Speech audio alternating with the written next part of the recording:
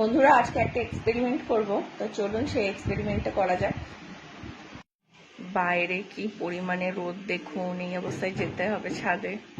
বন্ধুরা আমরা 42 ডিগ্রি গরমে সারা দুপুর থালাটাকে রেখে দিয়েছিলাম, বিকেলবেলা এসেছি এটা দেখার জন্য যে থালাটা কেমন গরম হয়েছে।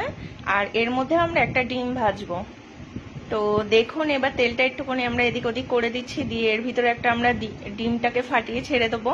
তো দেখবো যে ডিমটা ভাজা হয় কিনা। এটা দেখে মনে করেছিলাম যে একবার এক্সপেরিমেন্ট করে দেখতেই হয় বাড়িতে, যেটা হয় তারপর দেখলাম যে ডিমটা আস্তে আস্তে সাদা হতে শুরু হলো। এবার এক জায়গায় যেহেতু রয়েছে এটাকে দেখি চারিদিকে করে দিয়ে এটা কি হয়। এটা এবার ছড়িয়ে দিচ্ছি চারিদিকে। দেখুন আস্তে আস্তে ঘন হয়ে আসছে জিনিসটা। এবার এটা নাড়তেই থাকবো, দেখি কি হয়। দেখুন ঘন হয়ে এসেছে পুরো। আমি তো মনে করেছিলাম একদম হবে না, তারপরে দেখি আস্তে আস্তে সত্যিই হয়ে আসছে। যে রোদের হিটটা পেয়েছিল থালাতে